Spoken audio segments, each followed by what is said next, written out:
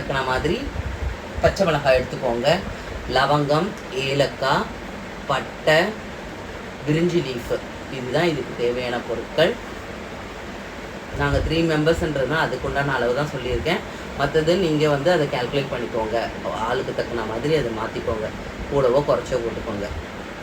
நெய் விட்டுக்கோங்க, தாராளமாக நெய் விட்டுக்கோங்க, ஏன்னா இது கீ ரைஸ்ன்றதுனால நெய் தான். ரொம்ப இது பண்ண வேண்டாம், அது இதாக மெல்ட் ஆகிறதுக்குள்ளேயே பட்டை 1 போட்டுக்கோங்க, பிரிஞ்சி லீஃப் போட்டுக்கோங்க, 3 ஏலக்காய் போட்டுக்கோங்க, லவங்கம் 3 போட்டுக்கோங்க,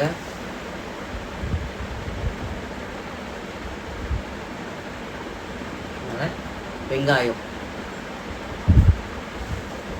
பிங்கிஷ் கலர் வர வரைக்கும் வதக்குங்க. தேவையான பச்சை மிளகாய் போட்டுக்கோங்க, உரப்புக்கு தக்கன மாதிரி.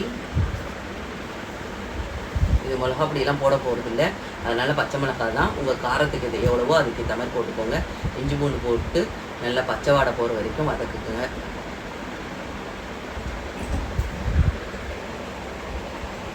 புதினா போட்டுக்கோங்க,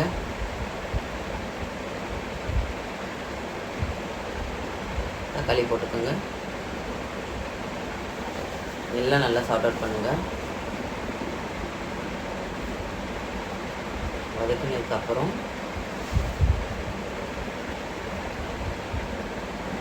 மிளகாத்தூள், கரம் மசாலா, பெப்பர் பொடி, பால் இருக்குங்களா, பச்சை பாலை வந்து எவ்வளோ 1/2 டம்ளரோ 1 டம்ளரோ விட்டு நல்லா வந்து மசாலாவோட மிக்ஸ் பண்ணி வேக வைங்க. அதுக்கு முன்னாடி தண்ணியை வச்சுக்கோங்க. இது புழுங்கல் அரிசின்றதுனால 1க்கு 2, அதனால் நான் 2 டம்ளர் போட்டிருக்கேன்.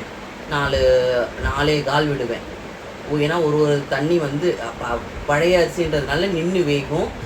உங்களுக்கு அரிசியை பொறுத்து நீங்கள் தண்ணியை இது பண்ணிக்கணும். இது வந்து புழுங்கல் அரிசி, பச்சை அரிசிக்கு வந்து 1க்கு 1.25, புழுங்கலுக்கு 1க்கு 2, 2.25 வச்சுருக்கேன் நான்.